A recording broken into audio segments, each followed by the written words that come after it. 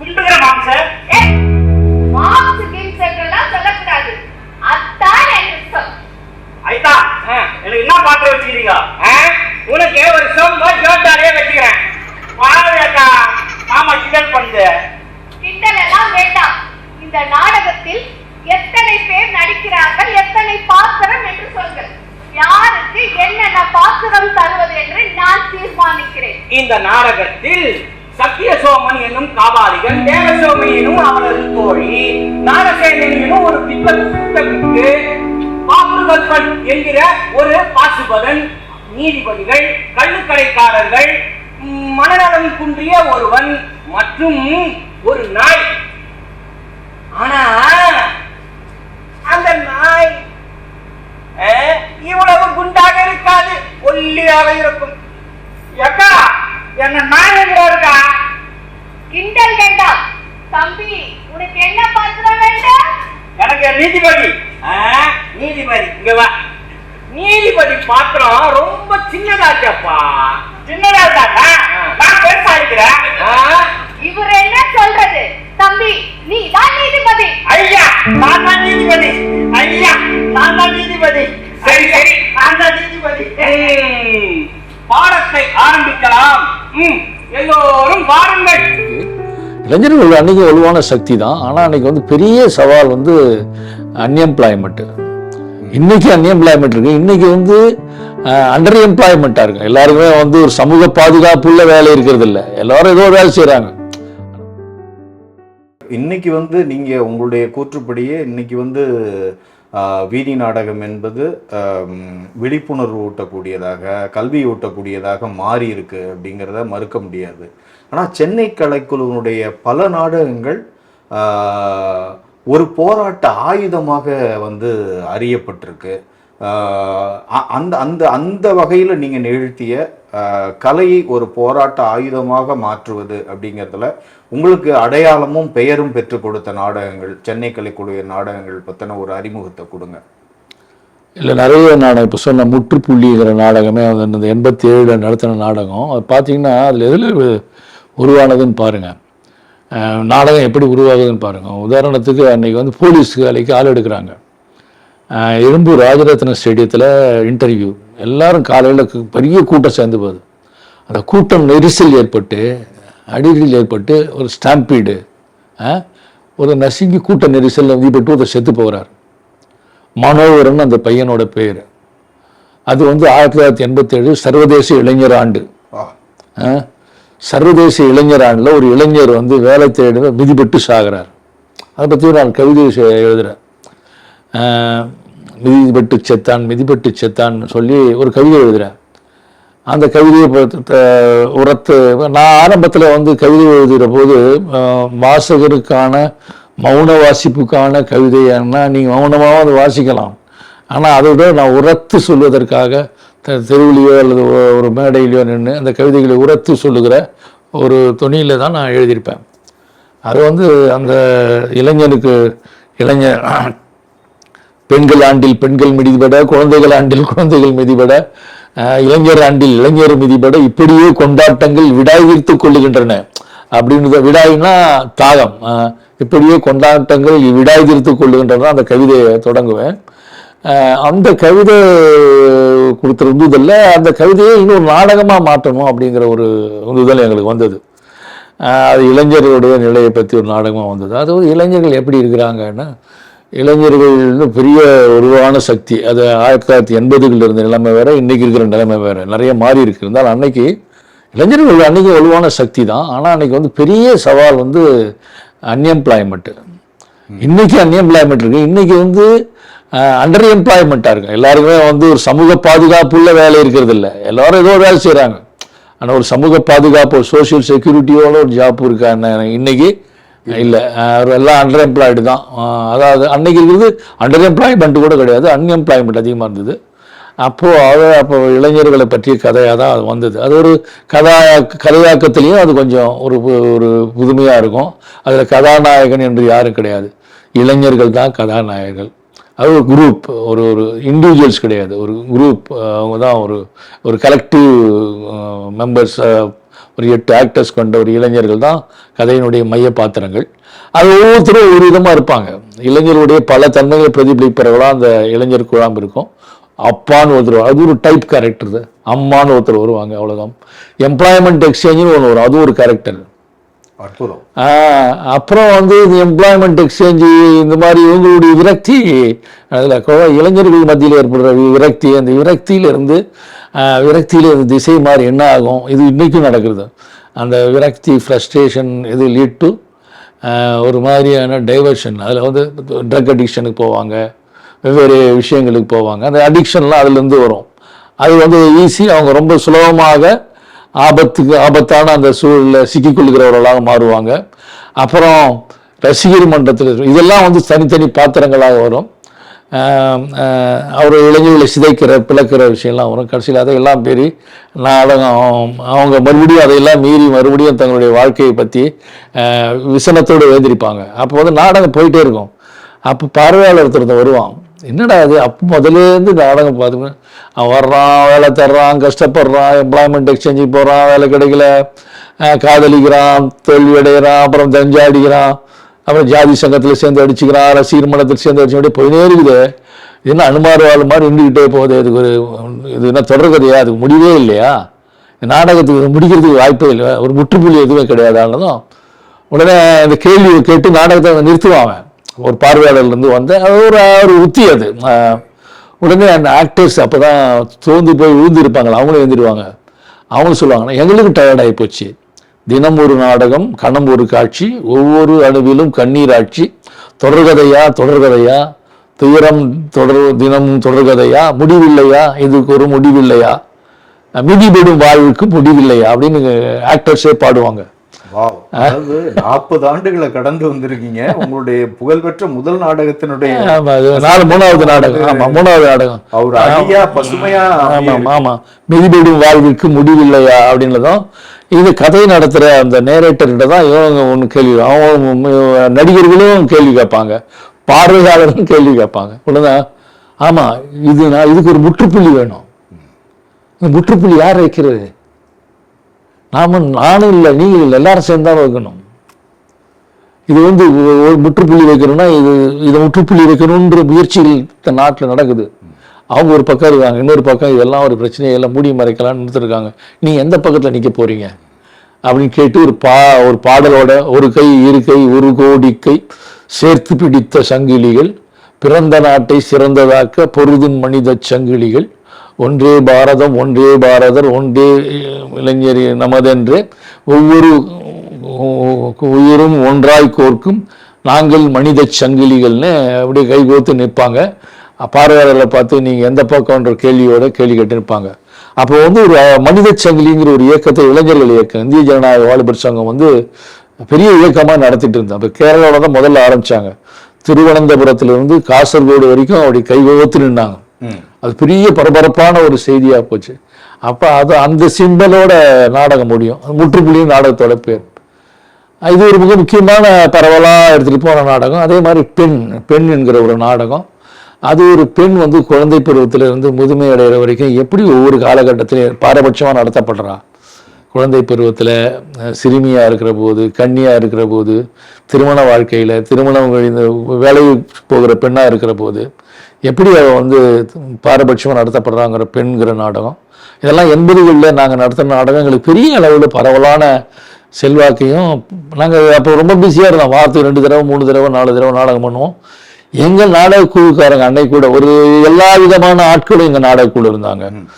வங்கியில் வேலை செய்கிறவங்க, இன்சூரன்ஸில் வேலை செய்கிறவங்க, கல்லூரி பேராசிரியர்கள், PhD ஆய்வு மாணவர்கள், சாதாரண தொழிலாளர்கள் அல்லது ஆட்டோ ஓட்டுகிறவர்கள், அது மாதிரி அன்றாட தினசரி கூலிகளாக இருப்பாங்க. அப்படி பலதரப்பட்டவங்க எங்கள் நாடகக்குழு இருந்தாங்க. இதெல்லாம் வந்து அவங்களுடைய விடுப்பு எடுத்துக்கிட்டு, லீவ் எடுத்துக்கிட்டு அல்லது வேலை நாட்களில் தான் இந்த நாடகங்கள்லாம் பண்ணாங்க. பரவலான நாடகங்கள். பின்னால் இதுக்கு அப்புறம் 2000க்கு அப்புறம் நாங்கள் மேடை நாடகம் பண்ணதில் இன்னொரு முக்கியமான நாடகம் வந்து உபகதை வந்து எங்களுடைய மேடை நாடகத்தில் ஒரு முக்கியமான நாடகம். பெரிய அளவில் தமிழ்நாட்டில் அது ஒரு விவாதங்களை உருவாக்கிய நாடகம் கூட. பிரபலமாக. ஆமாம், இப்போ அனைத்து இந்திய அளவில் அறியப்பட்ட நாடகம் கூட. அது என்னன்னா பெரும்பாலும் நம்முடைய கதைகள், நம்ம புராணங்கள், இதிகாசங்களை வந்து மீள்வாசிப்பு செய்து அதை ஒரு விழுந்து பெற்றவனுடைய கண்ணோட்டத்தில் பார்க்க வச்சது நாடகம் அது. அதாவது நம்ம சொல்லுவோம், பெரும்பாலும் வென்றவர்களே கதை சொல்லிகள். Usually victors are the narrators. Even the victim stories were narrated by the victors. வென்றவர்களே கதை சொல்லிகள், வீழ்ந்தவர்கள் கதையை கூட வென்றவர்களே சொன்னார்கள். இதுதான் நம்முடைய கடந்த காலம். அப்போ வீழ்ந்தவன் கதையை வீழ்ந்தவர்களே சொன்னால் என்னவாகும் கதை? விக்டிம்ஸோட ஸ்டோரியை விக்டிமே சொன்னான்னா, விக்டிம் பாயிண்ட் ஆஃப் வியூல இருந்து அல்லது பாதிக்கப்பட்டவனுடைய கதையை பாதிக்கப்பட்டவனுடைய கண்ணோட்டத்திலிருந்து சொல்லதான் என்ன ஆகும்? உண்மைகள் அப்படின்ற ஒரு கேள்வியோட ஏகலைவனுடைய கதை, மகாபாரதத்தில் வர்ற ஏகலைவனுடைய கதை ஏகலைவனே சொல்ற மாதிரி சொல்லி வச்சோம். அப்படி சொல்ற போது என்ன கதை மாறுதுன்னா, அவன் கேள்வி கேட்குறான். ஏகலைவன் வர்றான், அவனை வந்து துரோணர் வந்து அட்டாக் பண்ணி அவருடைய விரலை கட்டாயம் வெட்டிட்டு போயிடுறாரு. அவர் சரண்டராக சொல்றாரு. அவர் இப்படி கதை வளரும். ஏகலைவன் வந்து ஒரு சின்ன ஒரு நேரம் ஆகுது. ரொம்ப சுருக்கமாக சொல்கிறேன், ஏன்னா முக்கியமான நாடகன்றதால. அர்ஜுனன் வருவான் காட்டுக்குள்ளே வைந்து அவரோட அங்கே இருக்கிற நிஷாத குடிகளோட மல்லுக்கு நிற்பான். அப்போது அர்ஜுனனுக்கும் ஏகலைவனுக்கும் மோதல் வரும். ஏகலைவன் வந்து அர்ஜுனனை வில்வித்தையில் தோக்கடிச்சிருவான். தோக்கடிச்சது மட்டும் இல்லை, நாயை ஏவி விடுவான் அர்ஜுனன். நாயை ஏவி விட்டு நாயுடைய வாயை வந்து கட்டிடுவான். வாயை கட்டுறதுன்னா நாய் வந்து வாயை திறக்காத மாதிரி ஒரு இது செய்திடுறான். உடனே அப்புறம் அர்ஜுனனுக்கு கோபம் வரும், அர்ஜுனனையும் வந்து வீழ்த்திடுறான். இந்த அவமானத்தில் அர்ஜுனன் போய் துரோணர்கிட்ட சொன்னதும் துரோணர் பெரிய படைகளோடு மறுபடியும் வந்து நிஷாதத்துக்குள்ள நுழைகிறார். நிஷாதம் என்பது திரும்ப திரும்ப மகாபாரத்தில் பல முறையில் சொல்லப்படுது, ராமாயணத்திலும் சொல்லப்படுது. நிஷாதம் என்பது ராமாயணத்தில் நிஷாதத்துடைய தலைவனாக சொல்லப்படுறவன் தான் குகன். மகாபாரதத்தில் நிஷாதத்துடைய தலைவனாக சொல்லப்படுறவன் ஏகலைவன். அந்த இது ரெண்டுமே வந்து வனத்துக்குள்ள இருக்கிற பழங்குடி மக்களை, வனவாசிகளை அல்லது இயற்கை சார்ந்த வாழ்க்கை வாழ்கிற மக்களை பற்றி ஒரு பிரதிநிதியாக சொல்லப்படுறது கதை. நம்ம புரிஞ்சுக்கலாம், வாசிக்கலாம் அதை. ஆனால் இந்த துரோணர் வந்து காட்டுக்குள்ளே போய் நிஷாதத்துக்குள்ளே போய் ஏகலைவனை சரணடைய சொல்கிறாரு. உன் காட்டை பூரா நாங்கள் எங்களுடைய படைகள் சுற்றி இருக்குது, நீ வந்து சரணடைஞ்சிச்சுன்னா அவனை விட்டுருவோம், நீ சரணடையிலன்னா காட்டுக்கு தீ வச்சிருவோம், நீ ஊற்றி செத்து போக உங்களுடைய காட்டில் இருக்கிற எல்லாமே செத்து போகணும். அப்போ வந்து ஏகலைவன் கொஞ்சம் யோசிப்பான். எப்பவுமே வனத்தில் இருக்கிற மக்கள் எண்ணிக்கை குறைவாக தானே இருக்கும். அவன் வந்து ஒரு பெரிய படை, அவருடன் மோதுவது என்பது சாத்தியமில்லை. ரெண்டாவது, நாம் முரண்பட்டால் வனம் தீக்கிரையாகும். அப்படிங்கிறதால வனத்தை காப்பாற்றணும், வனத்தினுடைய ஜீவராசிகளை காப்பாற்றணும் என்பதற்காக அவன் நம்ம சரணடைவான். சரணடைந்த ஏகலைவனுடைய விரலை வந்து வெட்டி எடுத்துகிட்டு போயிடுவாங்க. அப்போ அவனுடைய வில்வித்தையை அவனுடைய மத்திய இப்போ உன்னுடைய குரு யாருன்னு துரோணர் கேட்பார். என்னுடைய குரு வந்து என்னுடைய முன்னோடிகள் தான். இந்த நிஷாதத்து மக்கள் முன்னோடிகள் தான் ஆனோம் அப்படின்னா அப்புறமா தான் விரலை வெட்டி எடுத்துகிட்டு போயிடுவாங்க. கதை முடியும். கதை முடிஞ்ச போது ஏகலைவன் அப்படி எழுந்து இப்படியே 4 விரலோடு நிற்பான். இதுதான் என் கதை, காடும் மலையும் பெற்று வளர்த்த குறமகனின் கதை அப்படின்னு சொல்லி முடிப்பான். சொல்லி முடித்ததும் ஒரு சீன், அந்த எபிசோடு முடியும். அது முடிஞ்சதும் கவுண்டர் நேரேட்டர் ஒரு எதிர்கேள்வி கேட்குறேன் வருவான். ஏகலைவா, என்ன இது? துரோணர் உன் விரலை பலவந்தமாக வெட்டி சென்றாரா? யாரிடத்தில் கதை விடுகிறாய்? நீ துரோணரிடத்தில் வில்வித்தை கற்கச் சென்றாய், அவர் உன்னை மாணவனாக ஏற்க மறுத்தார். அதனால் நீ அதுவும் தாழ்ந்த ஜாதியில் பிறந்தவன் என்பதால் அவர் உன்னை மாணவனாக ஏற்கவில்லை. நீ சத்திரியன் இல்லை என்பதால் அவர் உன்னை மாணவனாக ஏற்கவில்லை. எனவே நீ துரோணரை மானசீக குருவாக விரித்து நீயே வில்வித்தையை கற்றுக்கொண்டாய். இதுதானே கதை அப்படின்னு சொல்லுவாங்க. இவங்க, இது யாரிடத்தில் கதை விடுகிறாய்? நானா கதை விடுகிறேன்? நீ தான் கதை விடுகிற. துரோணரிடத்தில் நான் வில்வித்தை கற்றேனா? வில்லும் அம்பும் எனது கரங்களின் நீட்சி, வில்லும் அன்பும் எனது வாழ்வின் அங்கம். அப்படி இருக்க நான் ஏன் வில்லும் அம்பும் எங்களுடைய வாழ்க்கையின் ஒரு பகுதி. அதில் தான் நான் உணவு சேகரிக்கிறேன், அதுதான் வேட்டையாடுறேன், அதான் சாப்பிட்றேன். நான் ஏன் போய் துரோணர்கிட்ட கற்றுக்கணும்? துரோணர் வேணால் எங்கள் மூதாதைகிட்ட யாருன்னா வந்து கற்றுக்கிட்டு இருக்கணும். ஏகலைவனுடைய ஊனோடும் குருதியோடும் கலந்திருப்பது அது. ஆமாம் என்று அவர் பதில் சொல்கிறான். இந்த கதை ஒன்றும் உகந்ததாக தெரியலையே அப்படின்னு. ஆமாம், துரோணர் வேணால் என்கிட்ட கற்றுருக்கலாம். அவர்கிட்ட இருக்கிற ஒரு வில்வித்தை என்ன, அவர்களுடைய அம்புகளில் துலோகங்கள் உண்டு, உலோகங்கள். அது அப்படி ஒரு வித்தையை நான் கற்றுக்க மாட்டேன். என்னுடைய அம்புகள் உலோகம் கிடையாது. என்னுடைய அம்பு குறி தவறாமல் தாக்கும், தாக்குறவர்களை மூச்சடை செய்யும், ஆனால் கொல்லாது. ஆனால் துரோணருடைய அம்புகள் குறி தவறாவிடில் தாக்கியவரை கொன்றுவிடும். அப்படிப்பட்ட வித்தையை நாங்கள் யாரிடத்திலும் கற்றுக்கொள்ள தேவையில்லை, எனக்கு அந்த வித்தையும் தேவையில்லை. நான் துரோணர் வந்து நான் மாணவன் அல்ல அப்படின்னு சொல்லிடுவோம். உடனே அந்த எதிர்கேள்விக்கு கோபம் வரும். இது ஒன்றும் உகந்ததாக தெரியலையே. உங்களுக்கு உகந்த கதையை நீங்கள் சொன்னீர்கள், எனக்கு உகந்த கதையை நான் சொன்னேன். இப்போ ஏகலைவா, பாரத எல்லோருக்கும் உகந்த கதை என்று எதுவும் இல்லையா அப்படின்னு கேட்பான். இல்லை, ஒரு காலமும் இல்லை.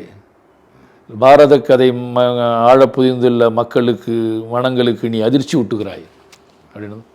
உங்களுக்கு அதிர்ச்சி ஊட்டாமல் கதை சொல்ல நான் ஒன்றும் வியாசன் அல்ல, ஏகலைவன் அப்படின்னு படிப்பான்.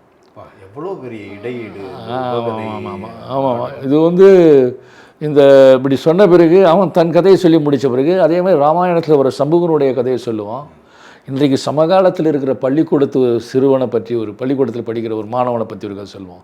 இன்றைக்கி சமகாலத்தில் வெள்ளைமலன்ற கிராமத்தில் படிக்கிற வெள்ளைச்சாவின்னு ஒரு கிராமத்து பள்ளிக்கூட சிறுவனை பற்றி ஒரு கதை, அதுக்கு அனார்கலியை பற்றிய கதை, அப்புறம் வந்து ரேணுகாம்பாளை பற்றிய ஒரு கதை. இவை 5 கதைகளை அவன் கதையோடு சேர்த்து மொத்தம் 5 கதைகளை சொல்லுவான். இதுதான் உபகதை. ஏற்கனவே சொல்லப்பட்டிருந்த கதைகளில் விட இந்த கதைகள் வேறு ஒரு உண்மையை சித்தரிக்கின்றன, வேறு ஒரு நியாயத்தை பேசுகின்றன. அதனால் அந்த உபகதை வந்து பெரிய பேசப்பட்ட பொருளாயிடுச்சு. அது காட்சியாகவும் நாடகமே நிகழ்த்துகிற விதத்துலேயும் அது வேறு வித தன்மையில் இருந்தது. அந்த கதை எப்போதுமே 2 லெவலில் நடக்கும். மேடைன்னு ஒன்று இருக்கும், இன்னொரு உயர்தளம் ஒன்று இருக்கும். அதிகாரத்தில் இருக்கணும், அந்த மேல் தளத்தில் வருவாங்க, அல்லது பல்லக்கில் வருவாங்க, அல்லது 2வது லெவலில் மட்டம் அடுத்த மட்டத்தில் வருவாங்க. சாதாரண மக்கள்லாம் தரைமட்டத்தில் இருப்பாங்க. அந்த பார்க்கறதுக்கு காட்சிபூர்வமாகவே மேலும் கீழுமா அவங்களுக்கு வந்து ஒரு அசைவு இயக்கம், அதாவது டைனமிசம் இருக்கும். காட்சியில் அசைவு இயக்கம் அதிகமாக இருக்கும். நிறைய எண்ணிக்கையான நடிகர்கள் நடித்தாங்க. நாங்கள் பெரிய செட்டுலாம் போடல, இந்த லெவல் தான். இப்போ நீங்கள் ஒரு வரலாற்று பின்னணியை, ஒரு காவிய பின்னணியை, ராமாயண பின்னணி, மகாபாரத பின்னணின்னா பெரிய செட்டு அல்லது பெரிய அதெல்லாம் எந்த பிரம்மாண்டங்களையும் நாங்கள் கொண்டு வரல. என்ன பிரம்மாண்டம்னா எண்ணிக்கையில் நடிகர்களுடைய எண்ணிக்கை கிட்டத்தட்ட 28 நடிகர்கள் நடித்தார். ஒரு நிஷாத மக்கள்னால் ஒரு 17 பேர் வந்து நிற்பாங்க. 17 பேர் கொண்டவன் நிஷாதம். அப்புறம் இந்த மாதிரியான ஒரே நடிகர்களை அடுத்து எல்லா கதையும் நடக்கும்போது பாத்திரங்களுக்கான ஃபஸ்ட்டு சீனில் எபிசோடு இருக்கும், 2வது எபிசோடில் நடிக்க முடியாது, 3வது எபிசோடு தான் நடிக்கணும். ஏன்னா வச்சு ட்ரெஸ் சேஞ்ச் பண்ணணும். அதாவது எண்ணிக்கை கூடியது. அதெல்லாம் வந்து ஒரு நாடகத்துக்கு ஒரு மிகப்பெரிய ஒரு கவர்ச்சியை தந்தது. வலுவான ஒரு இசை பின்னணியாக கொண்டு வச்சுருந்தோம். எப்போவுமே எங்களோட நாடகங்கள் வந்து இசையோடு பின்னி பணிந்தது. அது திறந்தவெளி நாடகம் பண்ணும்போதும் எங்கள் நாடக மொழியில் இசை வந்து ரொம்ப ரொம்ப முக்கியமாக இருந்திருக்கும். அது வெறும் இட்டு நிரப்புற இசை மட்டும் இல்லை, கதை சொல்லுகிற பகுதியாக, அதாவது எடுத்துரைப்புன்னு சொல்கிறோம், நேரேட்டிவோடைய பகுதியாக, பார்ட் ஆஃப் த நேரேட்டிவ், எடுத்துரைப்பின் பகுதியாக வரும், பாத்திரத்தின் கூற்றாக வரும், அது காட்சியை விளக்குவதாக வரும், காட்சியை பொருள்கோடல் செய்வதாக, இன்டர்பிரிட்டேஷன் பண்ணுறதாகவும் வரும். இப்படி இசை பலவிதமாக எங்களுடைய நாடகத்தில் பயன்படும். அது திறந்தவெளி நாடகத்தில் பண்ணக்கூடிய அதே மாதிரி தான் மேடை நாடகத்துலேயும் பண்ணியிருந்தோம். அந்த உபகதை என்கிற நாடகமும் ரொம்ப முக்கியமான நாடகம்.